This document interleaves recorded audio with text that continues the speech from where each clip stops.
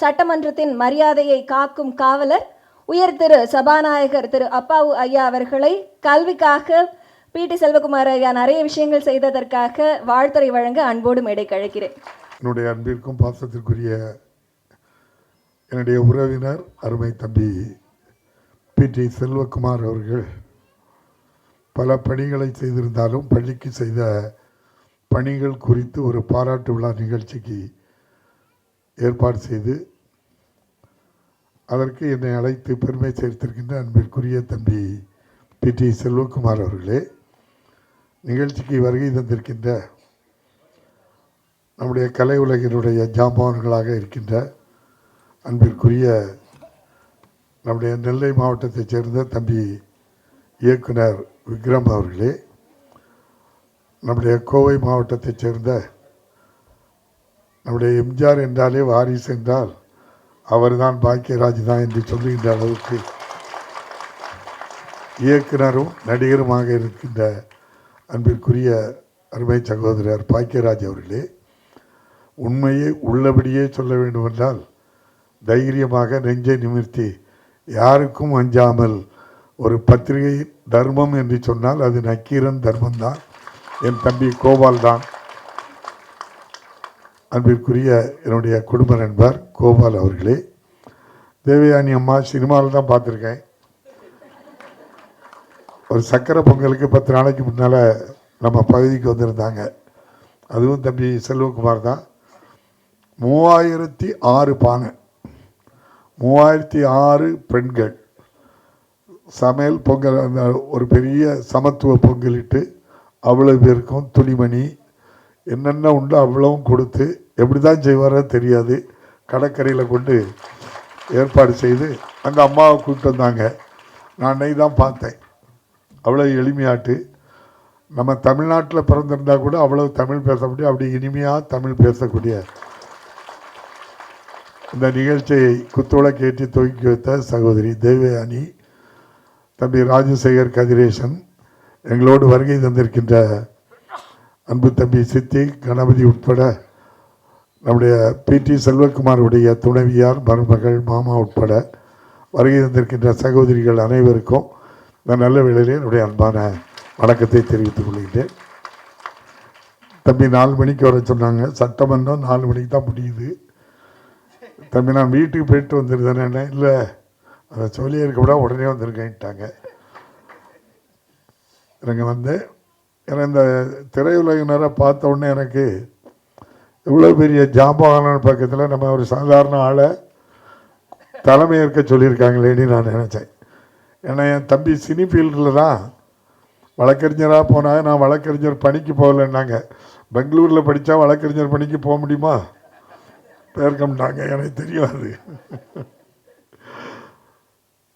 அதை சொல்லலை. ஒரு திரை உலகில், கலை உலகில் இருக்கின்ற ஒருவர் கண்ணியத்துடனும் நேர்மையுடனும் ஒழுக்கமுடனும் வாழ்கின்ற அன்பு தம்பி PT செல்வகுமார் அவர்களை நான் பாராட்டுகின்றேன். அதுதான் எனக்கு பிடித்தது.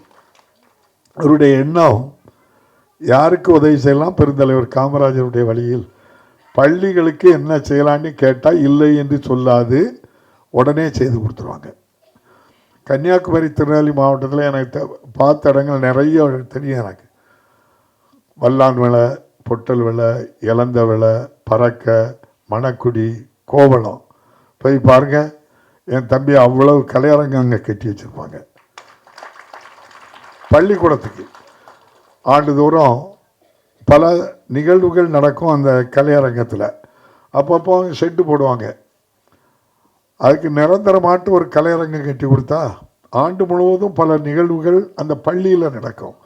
அப்போ மாணவர்கள், ஆசிரியர்கள், பெற்றோர்கள் எல்லோரும் பயன்படுத்தக்கூடியதை, அது ஒரு சாமானிய மக்களுக்கு பயன்படுவதை தம்பி PT செல்வகுமார் செய்கிறாருன்னா அதுக்கெல்லாம் ஒரு எண்ணமும் உள்ளமும் நல்ல ஒரு மனது இருக்கவங்க மட்டும்தான் அதை நம்ம செய்து கொடுக்க முடியும்.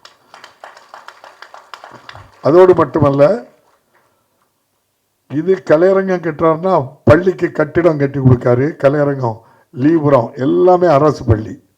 லீபுரம், ஆரோக்கியபுரம், வாரியூர், தென்தாமரைக்குளம், எங்கள் மாடமுள்ள தர்மா அவர் சொந்த ஊர், அதே போல் கோவளம், இப்படி மயிலாடி, நீங்கள் மயிலாடின்னா உங்களுக்கு அதில் ஒரு பெரிய வரலாறு இருக்குது. அவர் கட்டி கொடுத்த பள்ளிக்கூடம் மயிலாடிங்கிற ஊரில் கட்டி கொடுத்தாரு. அந்த ஊருக்கு ஒரு பெரிய வரலாறு உண்டு. கன்னியாகுமரி மாவட்டத்தில் உள்ள மிக முக்கியமான சுசீந்திரம் தானுமலையான் ஆலயத்தின் அருகே இருக்கின்ற ஒரு நல்ல ஊர் மயிலாடி. கல் தொழில் நிறைய செய்வாங்க. 1835 வரை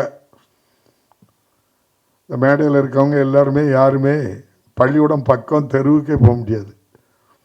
படிக்கைக்கு உரிமை இல்லை. நமக்கெல்லாம் குருகுலம் இருக்கும். இது வச்சுருக்கவங்களுக்கு மட்டும்தான் படிக்க முடியும். நம்மெல்லாம் அந்த வாசலில் தெருவிலெல்லாம் நம்ம போக முடியாது. அந்த உயர் ஜாதியினர் குடுமி வச்சுருக்கவங்களுக்கு மட்டும்தான் உண்டு. எங்கள் ஊர்லேயும் சேர்மாதேவியில் குருகுலம் இருக்குது, இப்பவும் இருக்குது. இப்பவும் போக முடியாது. எப்பவும் நாங்கள் அந்த குருகுலத்தில் போய் ஆனாவனா படிக்க முடியாது. கன்னியாகுமரி மாவட்டத்தில் இன்னும் கொடுமை என்னன்னா, பெண்கள் அரைக்கு மேலே எந்த துணியும் போடக்கூடாது. அதான் சித்தாந்தம். திருவாங்கூர் மகாராஜா சட்டம். அது யாரும் மறக்க முடியாது, யாரும் அங்கே போக முடியாது. பெண்களுக்கு மார்பில் துணி போடணும்னா வரி கட்டணும். ஒரு வீர பெண்மணி இது இருந்தால் தானடா நீ எனக்கு கேட்பான்னு தன்னுடைய மார்பத்தை அறுத்து வீசி வீர தியாகம் புரிந்தாள் அந்த பெண்மணி. எவ்வளவு கொடுமைன்னு பாருங்க. இப்போ எவ்வளவு கொடுமையில நம்ம இருந்திருக்கோம். வாங்க சிரிப்பு நடிகர் சந்திரசேகர் ஐயா வாங்க. எஸ்வி சேகர். சேகரை சரியா சொல்லிட்டோம்ல போதுமே. அது சந்திரனா இருந்தானே, எஸ்ஆ இருந்தானே, விஆ இருந்தானே சந்தோஷம்தான். ஆக அப்படிப்பட்ட நிலை அந்த காலகட்டத்தில் லார்டு மெக்காலா தான் முதலாட்டு இந்தியாவில் எல்லோரும் கல்வி கற்கலான்னு ஒரு சட்டத்தை முதல் கொண்டு வந்தது பிரிட்டிஷ் ஆட்சியில் இருந்த லார்டு மெக்காலா பிரபு தான் கொண்டு வந்தார். அதுதான் இன்னைக்கு வரைக்கும் ஆர்எஸ்எஸ் சித்தாந்தம் உள்ள. இவன் கூட ஒரு 5-6 மாதத்துக்கு முன்னால் நம்முடைய பாதுகாப்புத்துறை அமைச்சர் வேற என்ன ராஜ்நாத் சிங் ஐயா சொல்லுவாங்க, இந்திய கலாச்சாரத்தை அழித்தவர் லார்டு மெக்காலா பிரபுமாங்க. ஐயா கவர்னர் ரவிட்ட போய் கேளுங்க, இந்திய கலாச்சாரத்தை அழித்த கொடுங்கோலர் யாருன்னா லார்டு மெக்காலா பிரபு. ஏன்னா எல்லோரும் கல்வி கற்கலான்னு எப்படி சட்டம் கொண்டு வரலாம், அது அவ்வளவுதான், வேற ஒன்றும் இல்லை. அவர் ஆட்சியில் இருக்கும்போது 2 லட்சம் ரூபா கொடுப்பாங்க. அவங்க மட்டும் சமஸ்கிருதமும் மற்ற மொழிகளையும் படிப்பாங்க. அவங்க மட்டும்தான், வேற யாரும் படிக்க முடியாது. அந்த காலகட்டத்தில் இதை கொண்டு இருக்கும்போது முதலாக அந்த மயிலாடியில் முதல்ல 1836 முதலாக அந்த தென்னிந்திய ரிங்கிள் டௌபே என்பவர் முதலாக பள்ளிக்கூடத்தை ஆரம்பித்து எல்லோரும் வாருங்கள், ஜாதி சமய இன வேறுபாடு இல்லாமல் எல்லோருக்கும் கல்வி கற்றுக் கொடுக்கக்கூடிய முதல் பள்ளிக்கூடம் கன்னியாகுமரி மாவட்டத்தில் அந்த ரிங்கிள் டௌபே பள்ளிக்கூடம் தான். அந்த பள்ளிக்கூடத்துக்கு தம்பி பள்ளி கட்டிடமும் கலையரங்கமும் கட்டி கொடுத்ததுக்கு உங்கள் சார்பாக நான் பாராட்ட கடமைப்பட்டிருக்கின்றேன். இப்படி எண்ணற்ற பணிகள். இன்னொன்றையும் நீங்க தெரிஞ்சுக்கிட்டோம், ஆரோக்கியபுரமா கடற்கரை, அவருடைய சொந்த பந்தங்கள் அங்கே கிடையாது. மீனவ மக்கள் பெரும்பாலான வாழ்கிற இடம். அதுக்கும் பள்ளிக்கூடம் கட்டி கொடுக்காரு. மணக்குடி எடுத்துக்கிடுங்க, மீனவ மக்கள் நிறைய இருப்பாங்க. அவர்கிட்ட ஜாதி இல்லை, மதம் இல்லை, இனம் இல்லை. யார் கேட்டாலும் தேவை அப்படின்னு சொன்னா சொல்லுகின்ற மனப்பான்மை எல்லோருக்கும் வராது. அப்படிப்பட்ட மிகச்சிறந்த பண்பாளர் என்னுடைய அருமை தம்பி அன்பிற்குரிய நம்முடைய பிடி செல்வகுமார் அவர்களை பாராட்டுகின்ற வாய்ப்பை பெற்றதை நான் பெருமையாக கருதுகின்றேன். சினி ஃபீல்டில் எனக்கு அதெல்லாம் எனக்கு ரொம்ப தெரியாது. ஊருக்கு அந்த கலப்பை அப்படின்னு ஒரு இயக்கம், அது எதனுடைய அடையாளம்னா விவசாயத்தின் அடையாளம். நம்முடைய மாடு வச்சு அந்த கலப்பை வச்சு தான் உழுது, அதை தான் நம்ம சாப்பிடுவோம். அதன் அடையாளமாட்டு ஆண்டுக்கு ஒருக்கா பொங்கல் விழாக்கு எங்களை கூப்பிடுவாங்க. பிடி செல்வகுமார் கூப்பிடாருன்னா அவ்வளவு பெண்களும் வந்துடுவாங்க. நீங்கள் 3006 பானை ஒரு இடத்துல வைக்கணும்னா எப்படி வருவாங்களா பெண்கள் சொல்லுங்க? என்னைக்கா ஒரு நாள் வருவார். பிடி செல்வகுமார் வராருன்னா வந்துருவாங்க. ஒரு நாள் 2 நாள் இல்லை, 18வது வருஷமா நடத்துறாரு. எவ்வளவு பெரிய காலத்துல பண்ணிட்டு இருக்காருன்னு பாருங்க. இது போக நலத்திட்டங்கள் நிறைய செய்வாங்க. எங்களை கூட்டி கொண்டு போய் இப்படி உட்கார வச்சு, இந்த மேடை நாங்க போட்டதில்லை, இவ்வளையும் உருவாக்குனது அவர் பண்ணிட்டு எங்களை ஒரு நிமிஷம் கூப்பிட்டு இப்படி கொண்டு உட்கார வச்சு எல்லாம் செய்வாங்களே தவிர அவ்வளவு ஒரு பண்பான சாமானிய மக்களை பற்றி செய்தி. உயர்ந்த இடத்துக்கு போனதுக்கு அப்புறம் யாருமே கீழே எட்டி பார்க்க மாட்டாங்க. அவ்வாறு பார்க்கின்ற தம்பியை உங்கள் சார்பாக நான் பாராட்ட கடமைப்பட்டிருக்கின்றேன். பிங்கிள் தௌவே முதல் பள்ளியை ஆரம்பித்தார். அதனுடைய தொடர்ச்சியாக பெருந்தலைவர் காமராஜர் பட்டி தொட்டி எல்லாம் பள்ளியை திறந்து மதிய உணவு கொடுத்தார். மறைந்த தலைவர் கலைஞர் முதல் பட்டதாரி கட்டணமில்லாமல் பட்டம் படிக்கலாம் என்று சொல்லி உயர் கல்விக்காக, அதுவும் பெண் கல்விக்காக, நீ 8 படி கல்யாணத்துக்கு 6000 தாரன்னாரு, 10 படி 10,000 தாரன்னாரு, 12 படி 20,000 தாரேன் அப்படின்னாரு, நீ பட்டம் படி 50,000 ரூபா தாரேன் அப்படின்னு படி படி படி படின்னு பெண்களை கொண்டு சேர்த்த மறைந்த தலைவர் கலைஞர் இந்தியாவில் நம்முடைய மாண்புமிகு பாரத பிரதமர் புதிய கல்விக் கொள்கையை கொண்டு வந்து 2035 ஆண்டுக்குள் 50% பட்டதாரி ஆக்குவோம். 2035 தமிழ்நாடு 3 ஆண்டுகளுக்கு முன்னாலே 53% தாண்டி பெண் கல்வியில் இந்தியாவில் முதலிடத்தில் இருக்கின்றது. இன்றும் பெண் கல்வி மட்டுமல்ல, படித்து முடித்து பணிக்கு செல்கின்ற பெண்கள் 41% பேர் தமிழ்நாட்டில் தான் இருக்காங்க. இன்றைய முதல்வர் பெரியாருடைய கனவு பெண் கல்வி, எல்லோரும் கல்வி கற்க வேண்டும். பெருந்தலைவர் காமராஜர் எண்ணம் அதுதான். அண்ணா, கலைஞர் மொத்த உருவம்தான் இன்றைய முதல்வர் மு.க. ஸ்டாலின் அவர்கள்.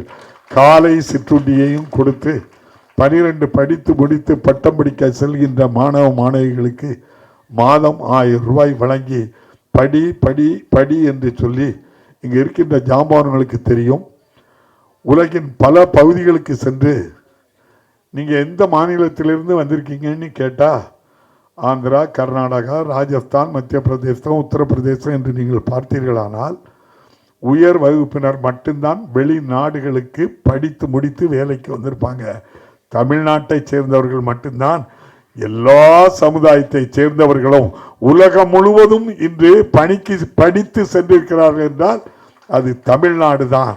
ஒரு சமூக நீதியாக எல்லோருக்கும் எல்லாம் கொடுக்கின்ற இந்த அரசு இருக்கின்ற காரணத்தினால், ஏற்றத்தாழ்வு இல்லாமல் எல்லோருக்கும் செய்கின்ற காரணத்தினால், கல்வி உயர்ந்த இடத்துக்கு வந்து கொண்டு இருக்கின்ற காரணத்தினால் உலகம் முழுவதும் நாம் நிறைந்து இருக்கின்றோம்.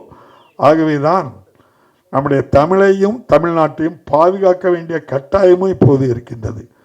சில பேர் சொல்லுவாங்க, இன்னொரு மொழி படிப்பதில் தவறில்லை. நானும் சொல்கிறேன் தவறில்லை. ஒரு உதாரணம் சொல்கிறேன். மொழிவாரி மாநிலம் 1957-58 உருவாக்கப்பட்டது.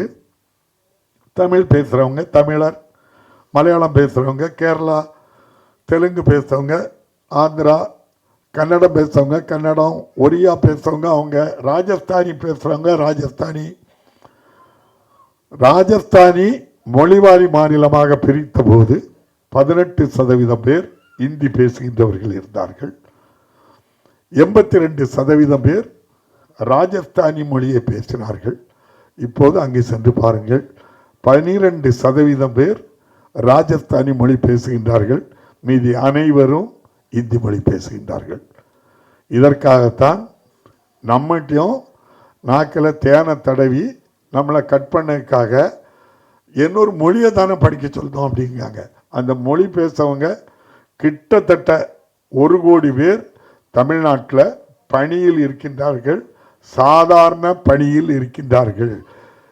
திருவள்ளூரிலிருந்து கன்னியாகுமரி வரை போனால் பீகாரை சேர்ந்தவர்கள், ஒரிசாவை சேர்ந்தவர்கள், நார்த் ஈஸ்டை சேர்ந்தவர்கள் எல்லோரையும் கண்ணியத்தோடு அவர்களை தங்க வைத்து, நமக்கு சாமானிய மக்களுக்கு, நம்ம மக்களுக்கு வேலைக்கு எவ்வளவு ஊதியம் கொடுக்குமோ அதே அளவு ஊதியமும் கொடுத்து அவர்களை தங்க வைத்து கண்ணியத்தோடு நடத்தி 1 கோடி பேர் தமிழ்நாட்டில் இருக்காங்க. 1 கோடி பேர் இந்தி பேசுகின்றவர்கள் இருக்காங்க. ஆனால் நம்முடைய மொழி பாடமானது முதல் மொழி தமிழ், தாய்மொழி, 2வது மொழி ஆங்கிலம். தேவையான எந்த மொழியும் நீங்கள் படிச்சுக்கிட்டு இருக்கோம். அதுக்காக எந்த ரெஸ்ட்ரிக்ஷனும் நம்ம பண்ணலை. ஆகவே தான் நாங்கள் சொல்கிறோம், ராஜஸ்தானியை போலத்தான் இந்தியா முழுவதும் பல இடங்களில் வந்துட்டு இப்போ இந்தியாவில் தமிழ்நாட்டை பார்த்து காஷ்மீரில் முப்தி முகமது அந்த அம்மா அங்கே போய் ஒரு மத்திய அமைச்சர் போய் ஒரு வார்த்தையை கேட்குறார். அந்த அம்மா பதில் சொல்லுது, இதே வார்த்தையை தமிழ்நாட்டில் நம்முடைய முதலமைச்சர் பெயரை சொல்லி நீ உன்னால் கேட்க முடியுமான்னு கேட்கு. மகாராஷ்டிராவுக்கு போனாக்கி அவங்க பால் தாக்கரே, ராஜ் தாக்கரே அவங்க எல்லாருமே தமிழ்நாட்டை போல் தாய்மொழி வேணும், தாய்மொழியை பாதுகாக்க வேணுங்கிறாங்க. வெஸ்ட் பெங்காலில் போனால் தமிழ்நாட்டை போல் நம்முடைய வங்காள மொழியை பாதுகாக்கணுங்கிறாங்க. கன்னடத்துக்கு நீங்கள் போனீங்கன்னா அதே வார்த்தை அங்கே சொல்கிறாங்க. இன்னைக்கு இந்தியாவுக்கு நம்முடைய தமிழ் மொழி அழிந்தால், நம்முடைய தமிழ் அடையாளம் அழிந்தால், அதோடு நம்முடைய மாண்பே என்ன செய்கிறோம் போயிடும். அதுக்காக பிற மொழிகளை மீது நம்ம கோவப்படலை, அதை எதிர்க்கலை, படிக்காதுன்னு சொல்லலை. ஆனால் அதை நம்ம திணிக்கக்கூடாது என்பதில் நம்முடைய முதல்வர் மிக உறுதியாக இருக்கின்ற காரணத்தினால்தான் பெரியார், பெருந்தலைவர் காமராஜர் தான் சொன்னார் அசம்பிளியில் வச்சு, ஆட்சி மொழியாக இங்கிலீஷை சொல்லுங்க, இல்லைன்னா அந்த இடத்துல இந்தி வந்து குந்திக்கணும்னு சொன்னார். அவர் சொன்ன வார்த்தை அசம்பிளியில் அப்படியே இருக்கு. மொழி நமக்கு மிக மிக முக்கியம். முதலில் தோன்றிய முதல் 3 மொழிகளில் இன்னும் அழியாமல் இருப்பது நம்முடைய தமிழ் மொழி தான் இருக்கிறது. நான் நிறைவாக பேசுகிறேன். எனக்கு இதுலேயும் அப்படி பேசுறது தான் ஆசையாக இருக்குது. ஏன்னா மிகப்பெரிய ஜாமான்கள் இயக்குனர் விக்ரம் அப்படின்னு சொன்னால் இவரெல்லாம் பேசுவாங்க, எவ்வளோ பெரிய இயக்குனர் தெரியுமா, அவரை மாதிரி அவ்வளவு பெருமையாக பேசுவாங்க. நான் உங்கள்கிட்ட உண்மையை சொல்லுகிறேன், நான் அதிகமாக இந்த படமும் பார்க்க இல்லை, அதை பற்றி தெரிஞ்சுக்கணுன்னே ரொம்ப இது பண்ணுறது கிடையாது. முடிஞ்சால் பழைய பாட்டு 2 பாட்டு கேட்பேன், இல்லைன்னா ஏதாவது ஒரு காமெடி சீனாக பார்த்துட்டு ரைட் அப்படின்ட்டு உடனே அடுத்த இடத்துக்கு போயிடுவேன். இன்னைக்கு நீங்கள் பேசுகிறதெல்லாம் நான் இருந்து பார்க்கணும், கேட்கணும், ரசிக்கணும்னு இருந்தாலும் என்னோட உண்மையிலேயே சொல்கிறேன், என்னுடைய பணி நிமித்தம் ஏதோ போக வேண்டும் என்பதற்காக காரணத்தை சொல்லி போகிறான்னு நினச்சினாங்க. எஸ்வி சேகர் எங்களோட எம்எல்ஏ இருந்தாங்க, என் நண்பர் அவங்க. ஆகவே உங்களுடைய எல்லோருடைய மேடையில் இங்கே இருக்கின்ற எல்லோருடைய அனுமதியோடு இந்த அரிய வாய்ப்பை தந்த PT செல்வகுமார் அவர்களுக்கு மீண்டும் ஒரு முறை எங்களுடைய பகுதி மக்கள், தொகுதி மக்கள் எங்கிருந்தாலும் பிறந்த மண்ணை மறக்காமல் எங்களுக்காக எவ்வளவு காரியங்கள், நான் சொன்னது 100ல் 1 தான் சொல்லியிருக்கேன், என்ன அவ்வளவு பணிகள் செய்திருக்கின்றார்கள். நான் உங்கள் சார்பாக நான் மீண்டும் ஒரு முறை பாராட்டி மேடையில் இருக்கின்ற அனைவருடைய அனுமதியோடு விடைபெறுகிறேன். நன்றி, வணக்கம். பாசத்தலைவனுக்கு பாராட்டு விழா.